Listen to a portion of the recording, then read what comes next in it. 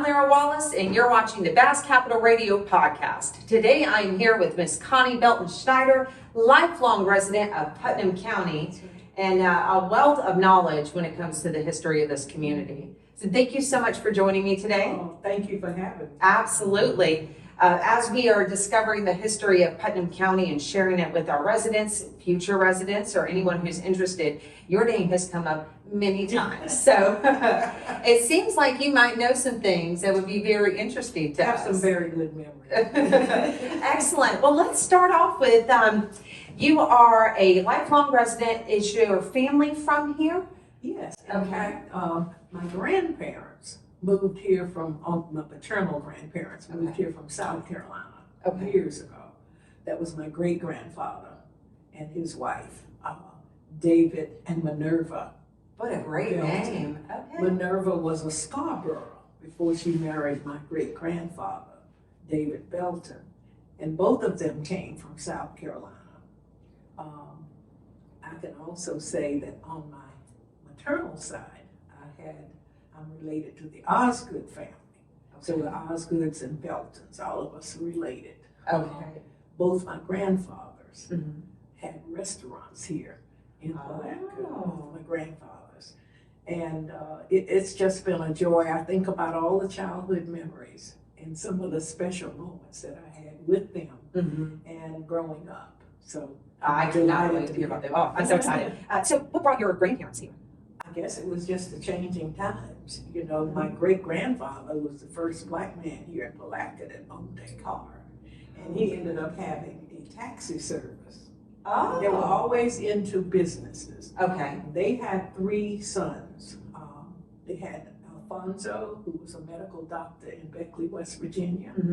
They had my grandfather, Cortland, who had the famous orchestra, the Florida Society Syncopators. There is a mural on 9th Street on the side of one of the buildings of my grandfather.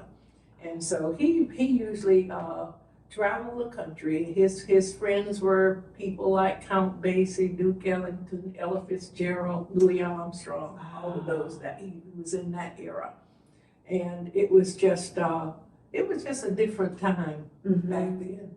But he got all of his musicians, I shouldn't say all, but some of his musicians, he got them from an orphanage in South Carolina to give them a chance to be productive. And Incredible. yes, sure did. He got them from an orphanage. So he traveled the world, Cotton Club in New York and all of those good places.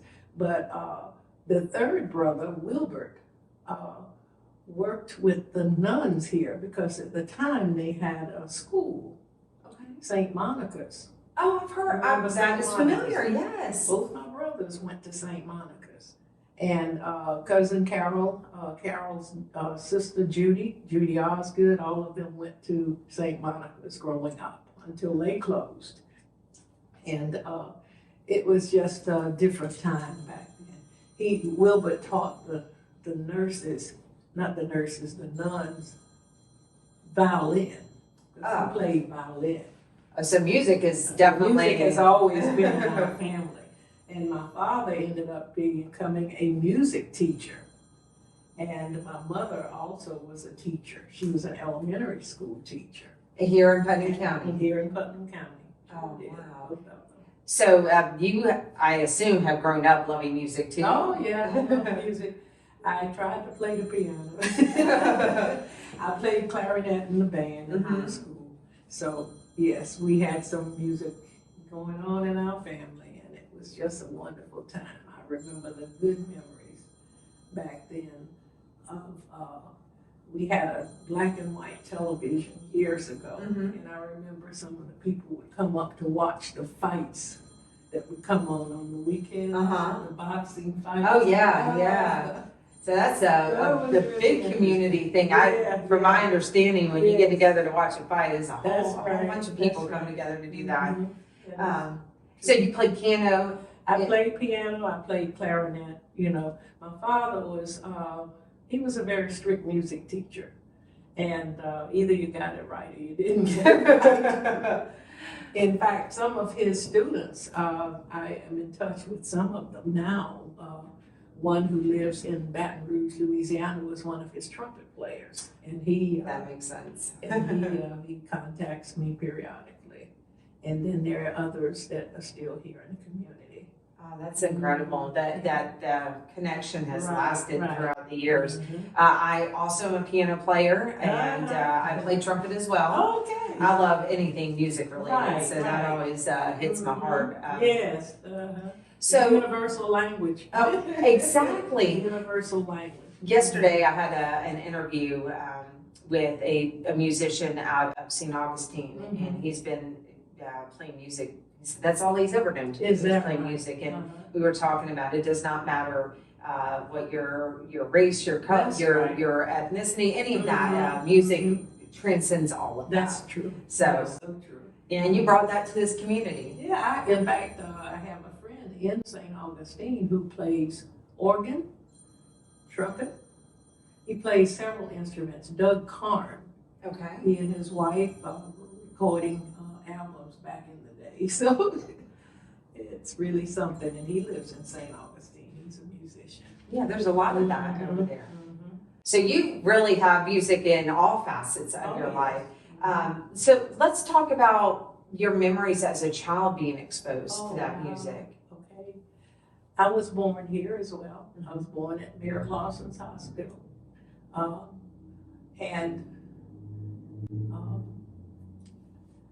I think about some of the childhood memories that I had.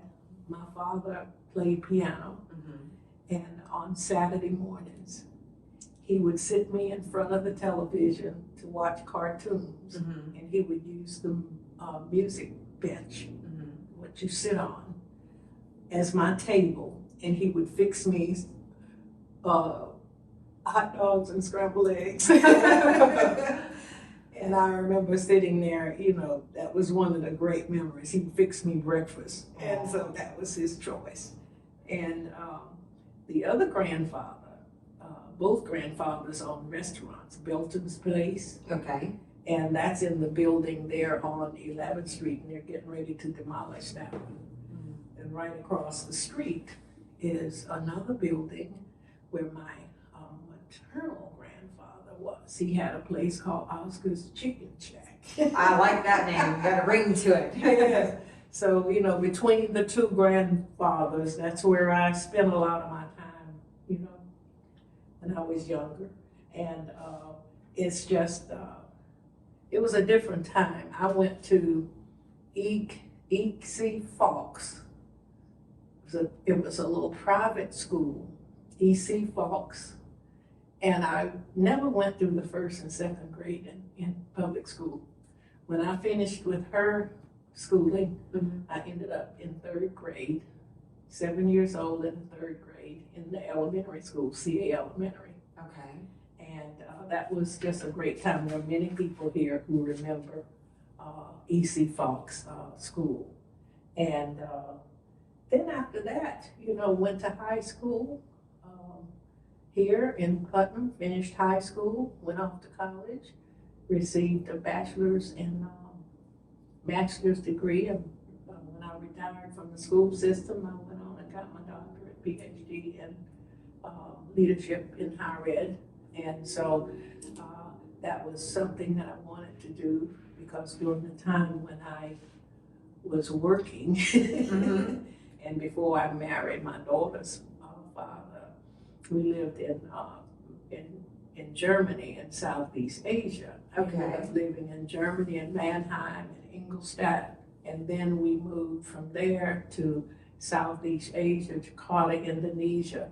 So we were there for a while. So during that break in my career, I was a mom.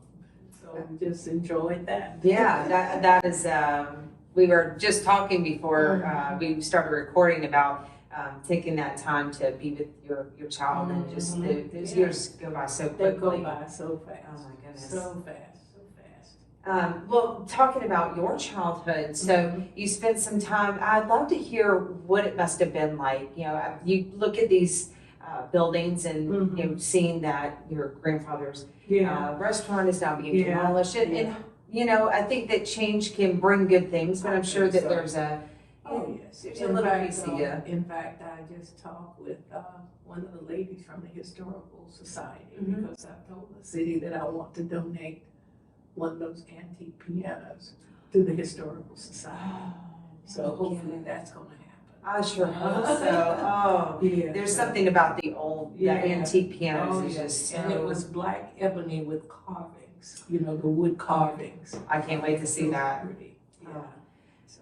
So what was it like when you were at the restaurant? You know, lay the scene out for me. Was there a lot of foot traffic? Was it? Oh, yes. quiet? In fact, at that time, years ago, the train there was a train track in front of that building, and it would come straight down Main Street to the river. I did not know. Yes. that. In fact, the train would come and we would be out, you know, I would be out on the porch and I could see the train, you know, pulling up to the station. And this is before, I don't know whether it was for loading or just what they used it for, because the train was still coming, you know, the AMC, I'm not sure what they call them now, but there was still the train station there for passengers. So when passengers would get off, they would frequent the restaurant. Right. You know, so that was a good thing. So I was very busy down. Good location. Good thing. And what kind of activities did you see, you know, around the restaurants? What existed? My grandfather's favorite famous hamburgers. Oh. He made the best hamburgers. And, you know, he really was a man who was a caring person, but he didn't put up with any nonsense. Okay. So if someone came in and they were not acting right, he would just boot them out. No hamburger for them today. Right, exactly. So what was your experience like in school? So you had the private school for a couple years and then you went into the public school. So tell me what that was like. Oh, it was just a wonderful time. I remember old CA that they were trying to save. I think the roof is caved in now from the photos I've seen. But those schools back in the day were more community schools. Okay. You had your teachers who lived in the same neighborhoods where you lived, because during that time it was segregation. I think the first time I was ever in an integrated classroom was when I was in grad school. Yeah. So, you know, it was really quite different. But all of the teachers who were there, you know, if you did not, if your behavior was not correct, we had people there in the community who knew the parents, and, you know, you would hear from the parents and the person who was disciplining you. So it was quite different. It was more of a community school. It takes a village And it took concept. the village to raise the kids. So that's one thing I remember. There are only a few teachers that I can recall who are still living now. One is Marjorie McLean. She was a history teacher. She lives here in Putnam County. We got to bring her on. Yeah, Marjorie McLean. Her father was Reverend J.A. Wright, who was pastor of Shiloh years ago. And she also has a sister here. I think her sister just lost her husband a couple of years ago. But Margie is still here. And there is another lady, Miss Queen Polite, but I believe she lives with a daughter in a different state. But those are the only two that I can recall who are still with us now, you know, from my generation. Right. And it was just a different time. You had to learn, you know. I remember Dr. Cleo S. Higgins. She was one of my favorite teachers. She was my English teacher. And she was at the time working on her doctorate. And we were her little experiment. You know, in reading especially, you know, we had to read following a line down the center of a page, you know, without our eyes shifting so much, so that our peripheral vision, you know, was accurate. So it was really interesting and interesting Yeah, I'd time. say so. And then we had, several math teachers who've gone on. And I mean, you did the math, Mm-hmm. Much different than the math we have different today. now. You get up and you put the problem on the board and you explain how you got the Exactly. answer. Is that my kids will come home with math homework, and I did well in math, but I just look at their math homework now and I'm like, Oh yeah, what is this? let me use the internet because I don't know what I'm talking about. And then obviously there's some good resources out there. I felt like that about calculus in college. Oh, And I'm going, why do I need right. calculus? And now today we just have a calculator or just That's ask the right. internet and it That's knows exactly everything. right. Did you face any challenges? I mean, I'm sure that being introduced to integrated school much later in the years was quite a different experience than someone maybe as a child who was integrated. But what were your challenges? Well, our parents always protected us from things like that. They protected us from racism. And it was almost like non-existent for us, in some respects. I remember my mother during the summer months, she would teach in Crescent City, and she taught dance, and I would go with her. And we stopped at a place there, and at the time, everything, the lunch counters were segregated, and so I went to the counter, I didn't know, and they couldn't serve me, and I said, well, why can't I be served, Mom? She said, well, don't worry about it, was her response. Right. So it was like not really explaining Mhm. the situation. So we were sheltered from a lot of that growing up. And we just learned to respect people, be respectful, and treat people the same, So, Those are great, great our foundational values were rules to totally live by. our values were totally different, from now. So it was really a different time. I remember going to Crescent City with her, and there was the principal, Mr. Burney, and his wife, Iona, who later worked at Putnam College and university now. And I remember playing with her two kids in the lake in front of their house. Uh-huh. And I think that's when I learned how to swim. Until we were standing in the water and a water moccasin swam right in front of us. And I said, okay, this is my last time getting in the lake. I do not blame you. That's so funny you mentioned that.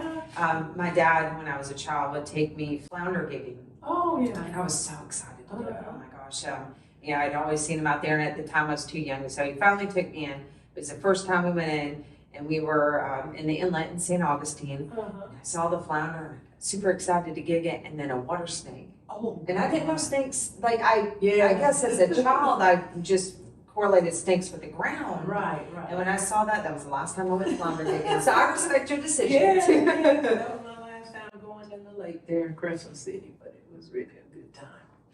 So you obviously went throughout the different parts of the community with the experiences, with your mom and dad, and going to the restaurants here and being in the segregated school. What were things that you would do in the community for entertainment as a child? Okay.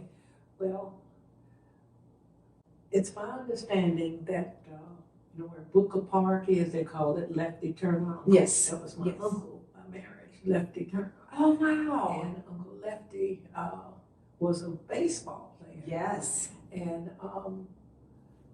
the auditorium that was there, that's no longer there anymore, was the place that was the only facility where basketball games were played from other counties because they didn't have an auditorium. They played in this auditorium. And it was also the location for my grandfather to bring in different performers, entertainers from the jazz world there. And there was also a swimming pool that was attached to that building, not attached, but next to that building. Right.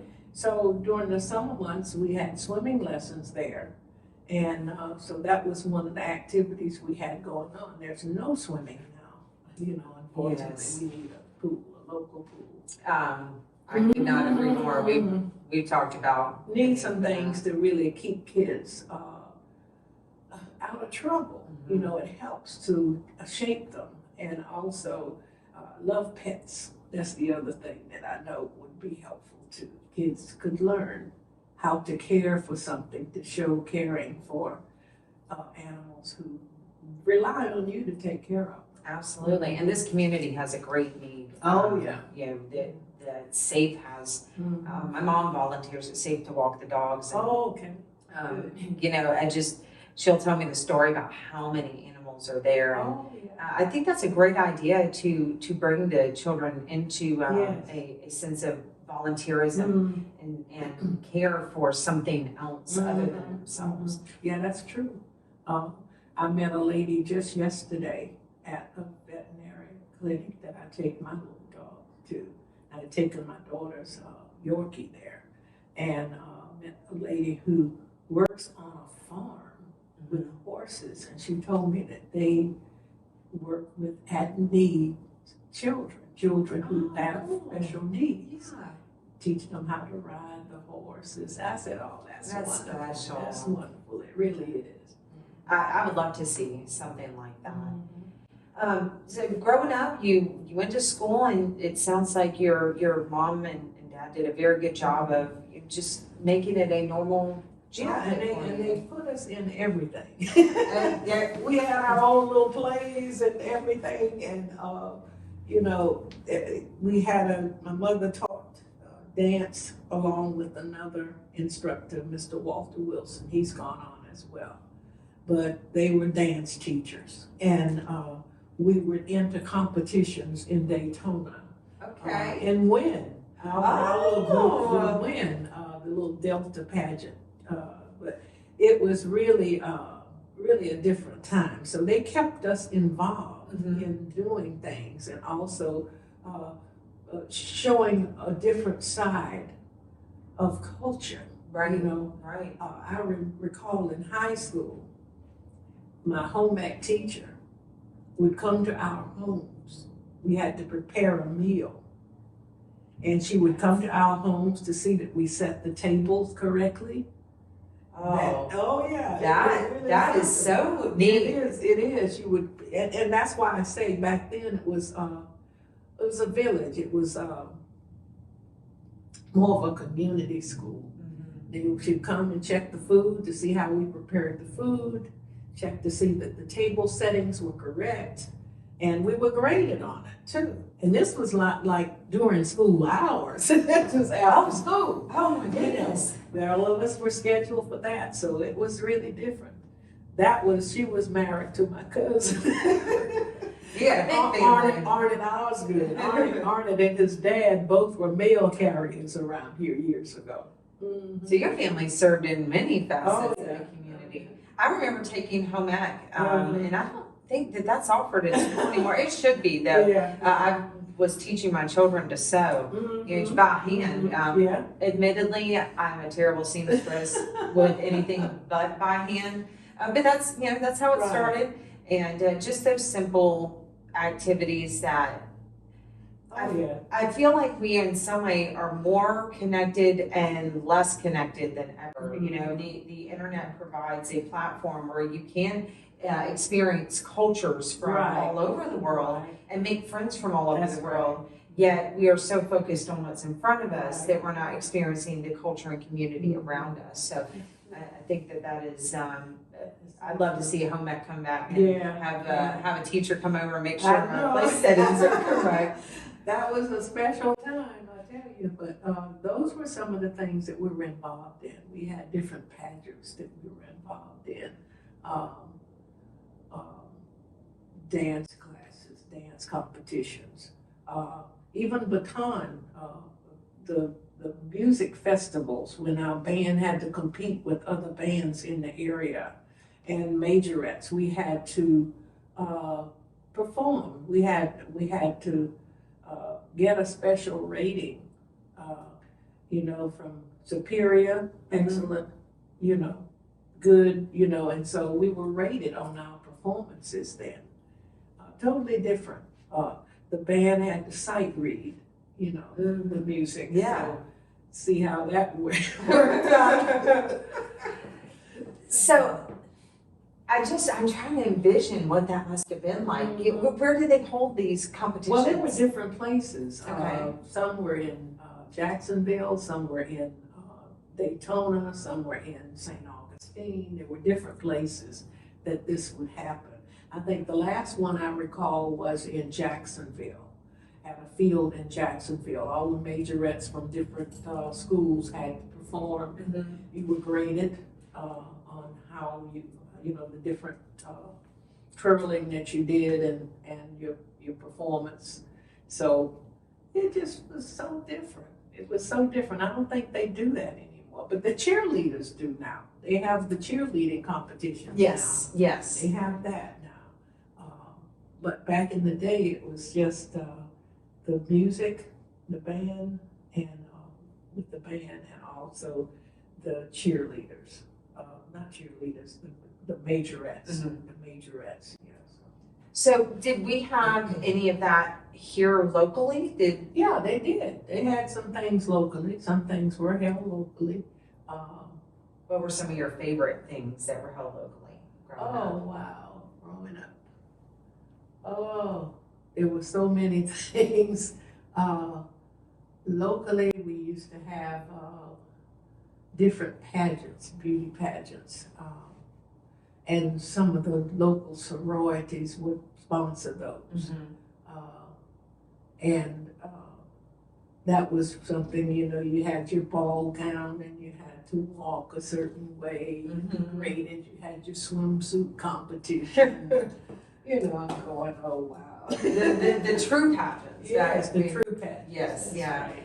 That's right. I mean, we still have pretty sure the Azalea still have Yeah, their they beauty still do pageant. have that. Of course, the Putnam County Fair Oh, always yes, has theirs. Mhm. Were there any other festivals or things like I've been interviewing about the Blue Crab, so Yeah. obviously you've seen a that. lot of the festivals now we're not doing out here. We didn't have Blue Crab, we didn't have Catfish, Right. we didn't have Blueberry Festival, we didn't have. There's one other, the Great Festival. Mm-hmm. So those were added, after. So you've seen them since Yes, I've inception. seen the progress. I've seen that as Yeah. progress. So Yeah. back in the day, it was church, Mm-hmm. it was school, it was performances, that were planned by teachers and other groups, to keep us active and actively involved. Which is so important. So Mhm. important. Actively involved. I think one of the best jobs I've ever had was dealing with, at that time, it was called, the name of the agency was HRS, Health and Rehabilitative Services. Okay. And I was a reentry counselor when I came back from Europe. I was a reentry counselor. And I had all of the delinquent kids in Putnam County. You had your hands full. Oh, yeah. But what I found was exposure is something that they were liking. Some of these kids had never even been to a beach. And a beach is just 30 miles away. Some had never been to a beach. So I would take them on excursions. We would go to Orange Springs. Mm-hmm. I'd take them there. We'd have picnics there. And it was just a delight to see them change, how they, and I see some of them now. Some of them will run up to me now, even as if they have their own families now. How fulfilling to see them. It is so good to see them out of jail, not in jail. Right.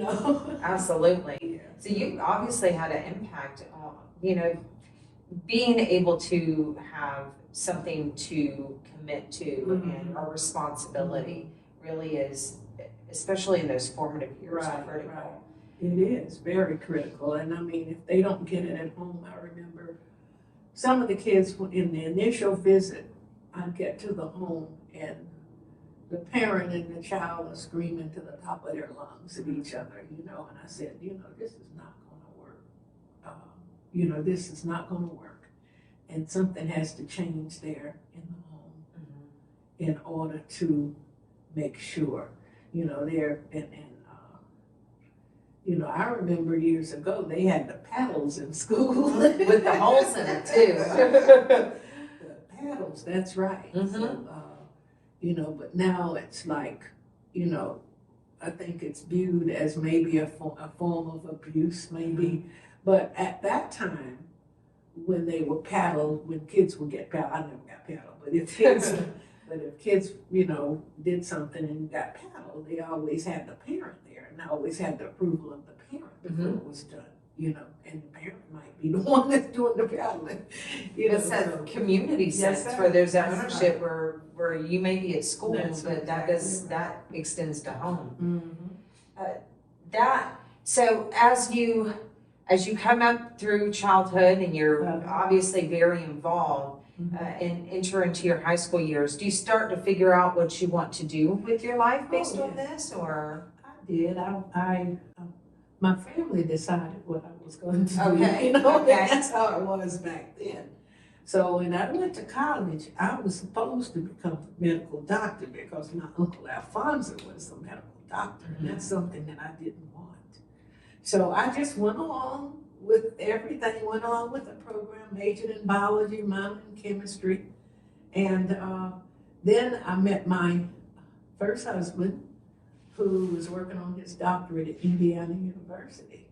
And so I said, okay, I'm gonna get married. Okay. Got married, went off to school at Indiana in Bloomington, got my master's degree there, moved back to Florida, Miami, and the marriage didn't work out. And for a long time I was single, but I worked for various colleges, private colleges, and it was something that was sorely needed back in that time in terms of organization and structure. And so one of my jobs was to go in and to try to organize things, to make sure that things were progressing the way they should have.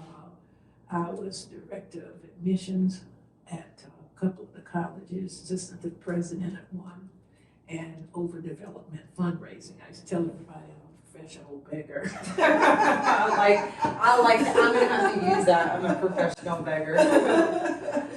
That's good. So you weren't using your biology. No, I taught school for a couple of years. I did teach in Marion County at a private school there. And then I taught in Interlaken High School. I was in Interlaken teaching biology there. And at that time, team teaching had just surfaced. And so there were a group of us teachers. We would spend time teaching the science, the history, you know, math. You know, all of us worked together in the same room with about 60 kids or more. And you know, that was interesting, the team teaching. I can imagine. A very different approach. It's really. Do you feel like it was successful? I think it was successful to a point, you know, but I think that teaching that many kids in a classroom, it reminded me more of a college auditorium where you have a lot of kids in one class. And I think the connections are just not there, you know. Versus a more intimate group. Right. Connections Makes are not sense. there in a large group. But it worked out for a while. You came back to Interlaken, and so you left Putnam to get your education, Right. and obviously traveled some, and then found your making things streamlined. Yes. Things were functional. In between, you were at Interlaken. So when you were in Miami, how long were you there, and where did you go from there? Okay. I started when we moved to Miami. I taught at Nautilus Junior High School over on Miami Beach, and I had science classes there. And when I left that school, I was pulled to a college there, a private college there.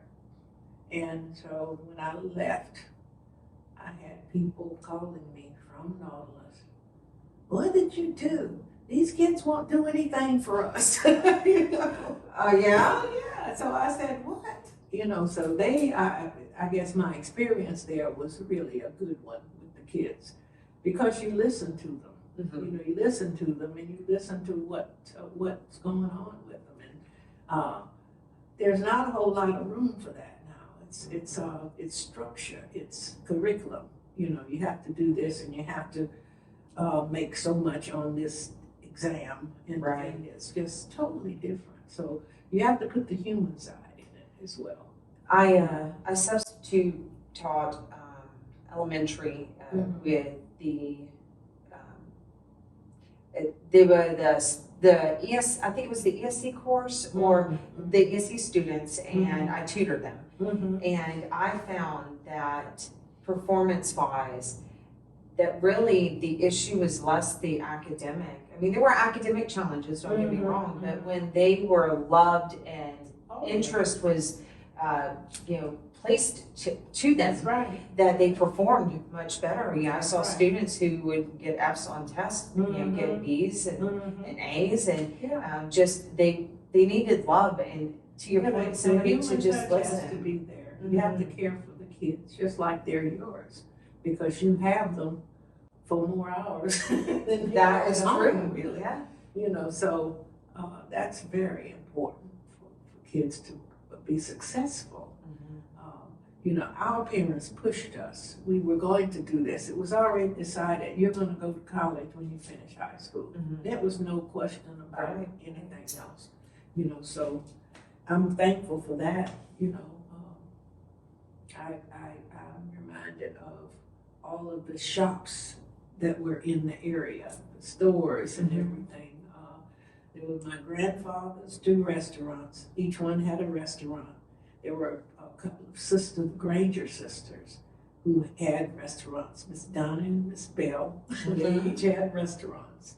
And we had barbershops. You know, there were barbershops. There were Mr. Lacey, Mr. Tate, and Mr. Peacock. You know, everybody looked good and ate good. Everybody looked good. And then I had a cousin that had the Diamond T cab stand. He had a cab taxi company, and his brother would go around servicing the jukeboxes in all of the restaurants, you know, taking the records out and the money and replacing the records with new records. You don't even see those anymore. No, you do not. You know, so it's interesting. There was a pool hall on 11th Street. There were a couple of bars as well, and it was just a different time, different era. But everybody worked together. You know, everybody worked together to be successful. And that's the difference that I see now. You see everyone's trying to get what they can get now, you know. But we were always taught to help, you know, someone who needed help, you know. And I'm glad that they brought me up that way. I would say so. As we were doing some research on the Blue Crab Festival, the festival was actually established the businesses were working together to bring patrons to everybody. It wasn't just about what this business can do and that business can do. And personally, I'm a huge believer in community. You work together. And I think a lot in Putnam County, a lot of people want the same thing. That's true. They just the approach is different. Exactly. And that's okay to have different approaches, but if we could all work together, we're much stronger as a team. And it's good to disagree. You know, there's no problem with disagreeing, but I think that if you get in the mindset that it's got to be my way or the highway, you got a roadblock, right? Absolutely. You know? Absolutely. What brought you back to Putnam County? Oh, wow. I came back to Putnam County when I left here after working with the delinquent youth here in Putnam County as their reentry counselor. I left and I worked for what we call SWIFMUD, the Southwest Florida Water Management District in Brooksville. Okay. And I lived in Spring Hill, right around the corner from Weeki Wachee Springs. Oh, with the mermaids. Yeah, with the mermaids. And so I worked there. I was over personnel. And we would screen all of the geologists, the hydrologists and whatnot, and schedule them for interviews and hire them. And I stayed there for 2 or 3 years. And then Jerry Malash, who was one of the superintendents, I worked under 3 superintendents here. She brought me in for an interview. And I came here as HR director for the school district. So I did that for 5 years. Then after that, David Buckles came in, worked for him for a while, and he decided that he wanted me to be in a different area of recruiting. So I did that, recruiting teachers, and then the 3rd superintendent I worked for was Townsend, Don Townsend. Yeah. So I worked under 3 superintendents here in Putnam County. Rick at the time was a principal, Rick Sears, he was a principal at the time. I see Rick periodically when I'm here for different events, yeah. And it was just a different time. You know, you learn to work with people who might be different and who might have different opinions about things or different philosophies, but you know, you learn to adapt.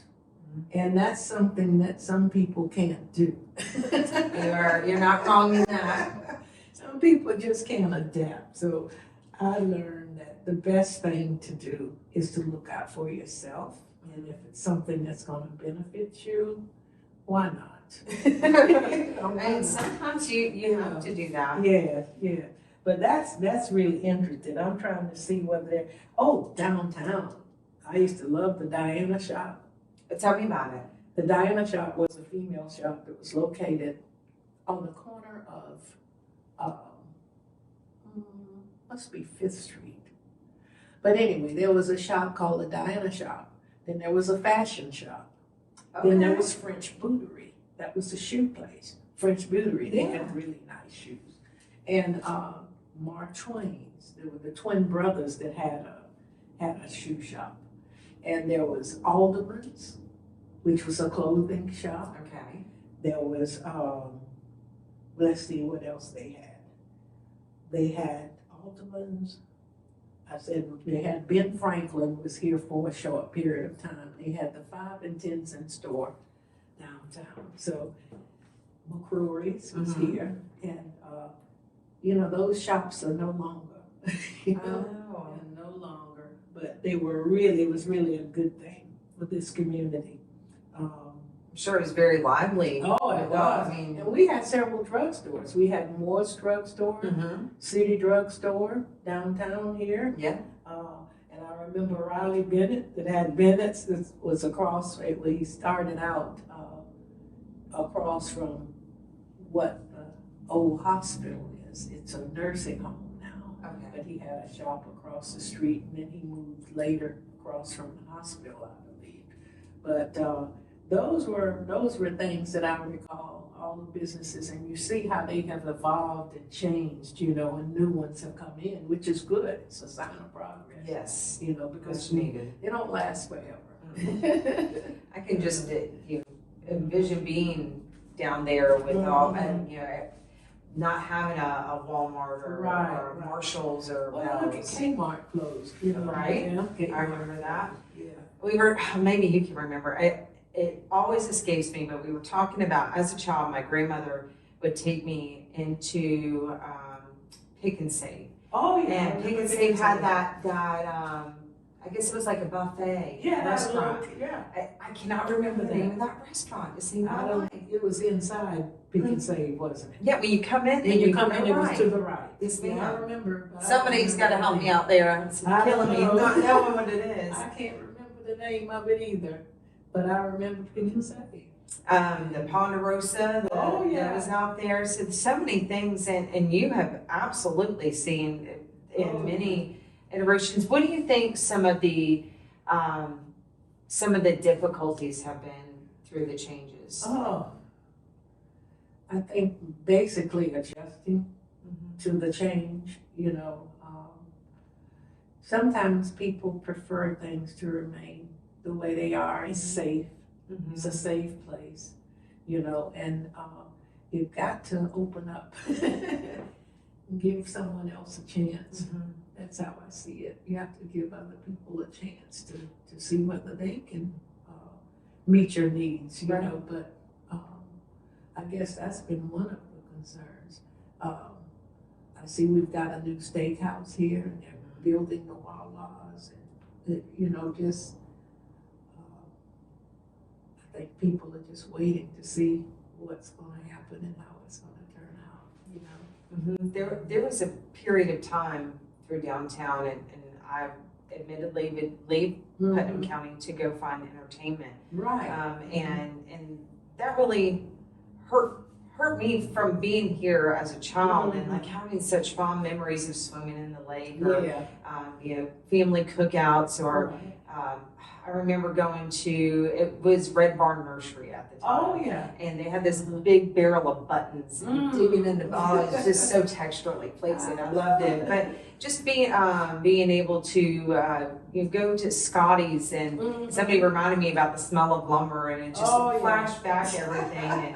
And, you know, so I think that change is necessary, and there is something nice about the history. I mean, the building that we're in right now and what all it survived, but being able to revive it and bring new life. But there was a period, you know, I'd say 5-6 years ago, my timeline might be wrong, but in the recent future where that change was so feared that it was stagnant. Yeah. And we didn't see a lot of the changes happening because we want to keep it the way it was. Right. So to hear you say, especially having seen so many changes, that it's necessary, is really encouraging to know that. I remember when this building on the other side was a bicycle shop.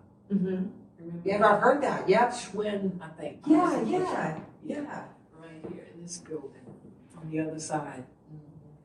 But I'm telling you, you have to change. Nothing remains the same. Nothing remains the same. We age. It's part of life. We age. This Taxes is and all debt. part of it. That's right.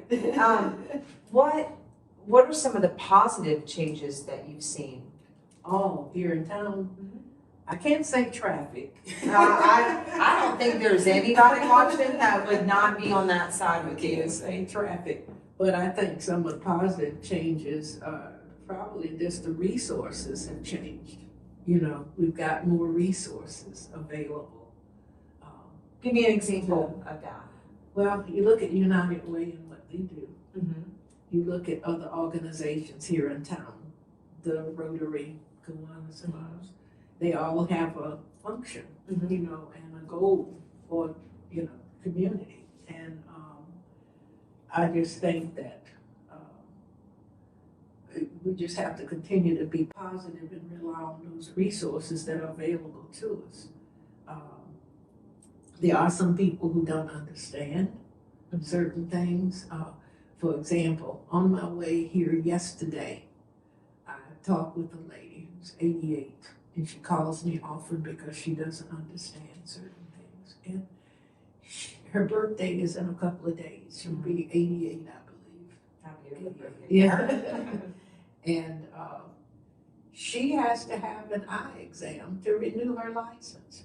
She went to her doctor, and the doctor gave her drops to put in her eyes. And she's supposed to come back in August. And I said, you've got to have your eye exam before August, you know. So I gave her instructions of what she needed to do. So it's always my job to try to help people, you know, who call on me. Sometimes I'm stretched. I feel like I'm pulled from one end to the other, but that's my life, you know. That's what I've signed up for, I guess. Well, let's talk about that. You know, what you're doing just is part of that community that you've been taught, you know, to work together. And I always feel, I share your sentiments, and having felt stretched before, you know, you always want to give back, and there's so much to give back to.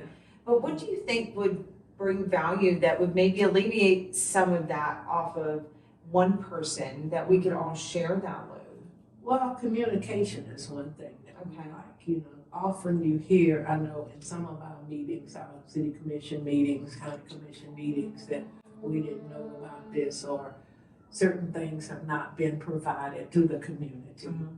And I think if we communicate with one another and have some timelines and deadlines for doing that, it would get better.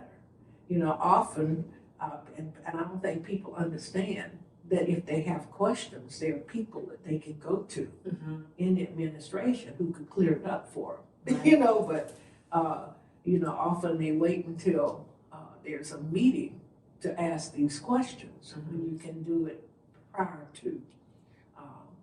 So I think that communication is probably one of the biggest areas that we could improve, probably. Well, I hope that is something that we, with the Bass Capital Radio podcast, can contribute. Right. One of the examples is the tax collector's office. I had no idea how expansive their services were.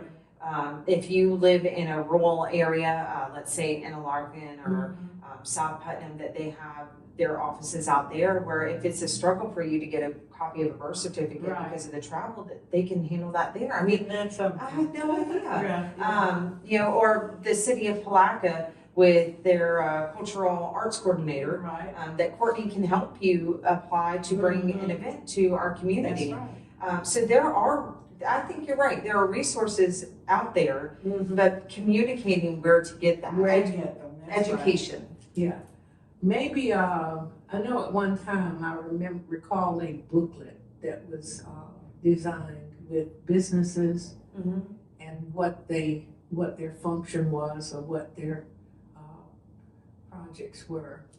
And I think that might help. If there was something, who to go to for what. Right. You know, who to go to for what.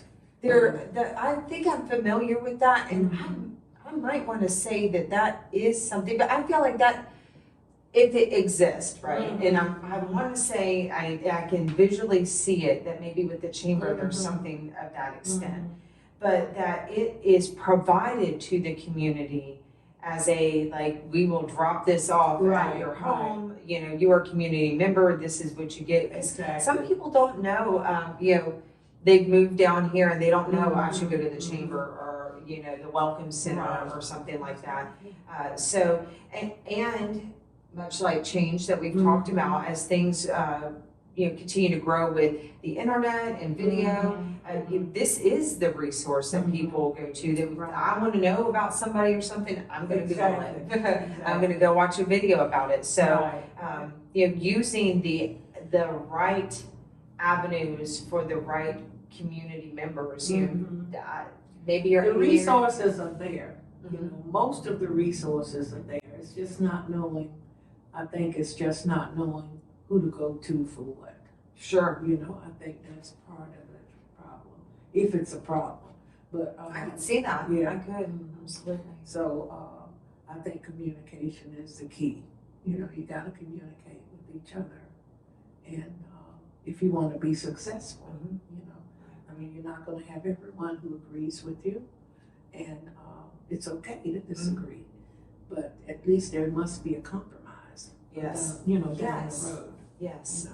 I've seen that come up in certain situations where there was, two different points of views where they maybe didn't agree at first but came to a compromise. And it benefits the whole community, not just one. Exactly. So, of all the changes that you've seen, what are some historical moments that you've got to experience here in Putnam County? All of the changes. I think that one of them is in my mind now, and that is, dealing with racism. That's one of the toughest ones because sometimes we don't want to talk about it or even acknowledge it, but it's there and it's subtle, and we just have to understand that there are differences. Everybody's different. Every person that you see is not a criminal, or a crook, but you've got to get to know that side, the other side, And I think that's, I remember back in the day, there was one of the, I'm trying to think, he was a judge here, and he had a group.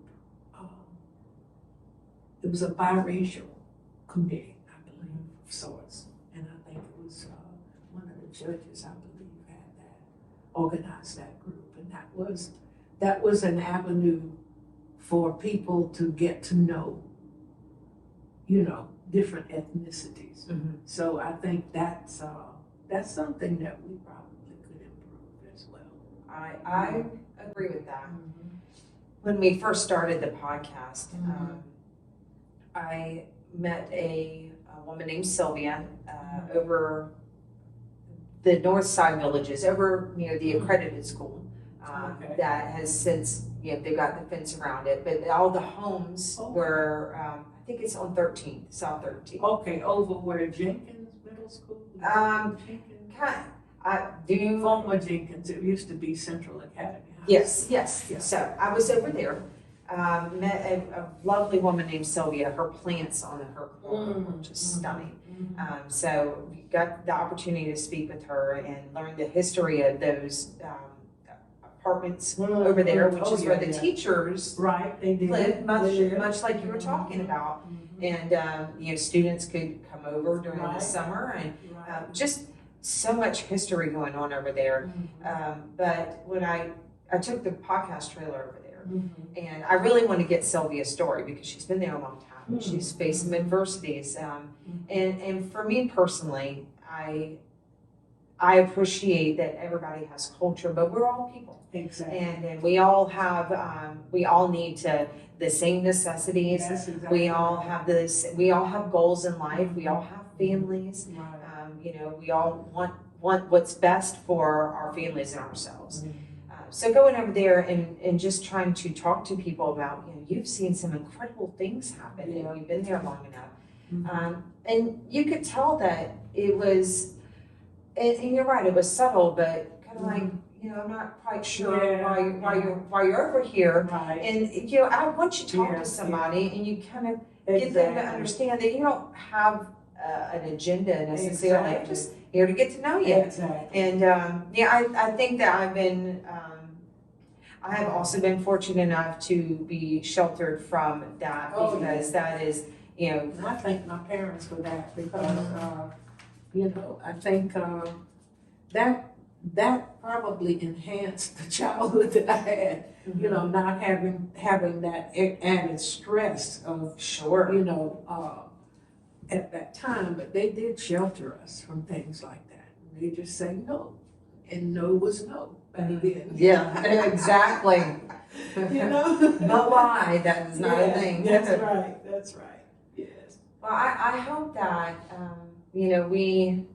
I do believe that there's change coming, I and think so. I do believe that, you can't have community without unity. That's right. And just being able to tell everybody's side of the story and everybody's experience, and some of us have faced adversity, some of us have not, some of us were sheltered, some of us were not, but at the end of the day, it does take all of us working together.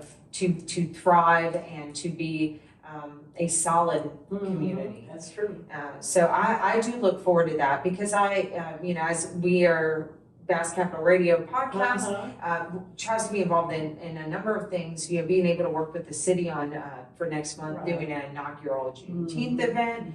It's just really amazing to see the passion that people have for these things. And anyway, I 100% agree with that. I get very passionate about that myself.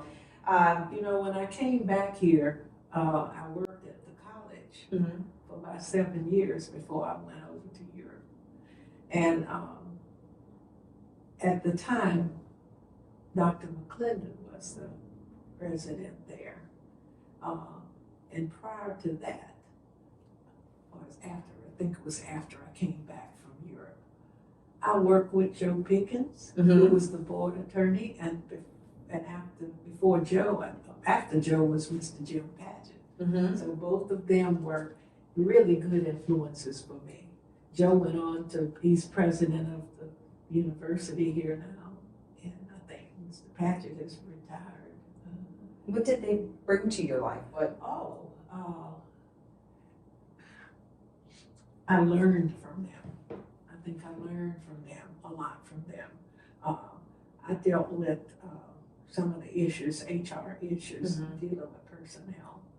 And it was just one of those things where, you know, you work with someone and you learn from them about different areas that you're dealing with. And I think one thing was that feeling accepted. That was the other thing, feeling accepted. And I think that really helped me a lot. Yeah, I think we all want a sense of belonging. Yes, that helped me a lot. Are there any other experiences that you've had, or maybe that your family, are they all still around here? I have 3 brothers here. Okay. One is a retired teacher from MLRN, we call him Coach. And one brother is retired from Seminole. He was in an accident at Seminole, and so he's here. And also the 3rd brother is teaching down in Crescent City. All across Putnam County. All across Putnam. So, those are my brothers. And I'm the only girl, and so they look at me as the old lady. Oh my gosh. But you know, if you need somebody, they have you back, I'm sure. That's right. Now, are they raising they've raised their families here? Yes, in fact, Cortland does, CS does. He has several daughters, and one daughter just came back from Las Vegas, and she's with him now with her 2 kids, and she has a little daughter that's sent me a text the other day. She's graduating from middle school. Oh. I know, but I saw something that was really strange yesterday, the first time I had ever seen it. Kids graduating from kindergarten with caps and gowns and medallions and a ring. A ring. Now that one, I have my 4 kids. I have not seen that one. Wait a minute, a ring. Maybe getting them in the mindset. That's wild. That's funny. I thought that was odd. I could understand that. A ring. Ring, medallion, cap and gown. The whole 9 yards. Yep. I said, oh my goodness. Maybe they're preparing that. I Getting them guess so. excited about it down the road.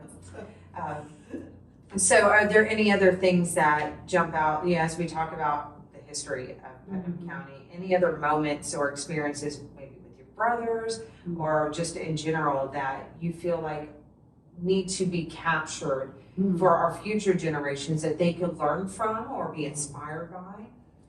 I mean, you've really seen it. I don't know, you have to be yourself. You have to be respectful to other people. You have to learn to agree to disagree. You have to be open to differences, and you have to trust in God. I think that's well said. Well, I have thoroughly enjoyed this time that we've got to spend together, and I hope that as you continue conversations, that if something comes up, I would love to have you back. Bring all your brothers and tell me. I'd love to hear what it was like with your brothers growing up. 2 of my brothers grew up partially in Sioux City, Iowa. Okay. My mother was teaching there with her when she married her second husband. They moved to Sioux City, Iowa, and my brothers went to school there, and then they came back here to Putnam and finished school in Putnam. Yes. I love when people are raised here, go get an education and bring it back. And I think that's necessary. We want our kids to go get well versed. It really is. And you find that a lot of people who have left are beginning to return. Something about hometown. I'm proudly raised in Putnam County, and I know it has been through a lot of adversity. We've had our ups and downs, but I really believe that we're at a change, a pivotal point in the history of Putnam County. Right. And I hope with wisdom like yours and the experiences that you've shared and just knowing that it's okay to disagree. It is. And we're all different, but we're all people. Exactly. I think that if we can keep that in the forefront of our mind, that Putnam County has a We have beautiful to talk to future. each other. We've got to communicate. Yes. Well, I am here to do that. I am here to talk and communicate. Laura, it's been my pleasure. Oh, thank you so much for Thank you having so us, much. or having us, being with us. Oh, And yes. so we'll see you on the next episode. Thanks for joining us.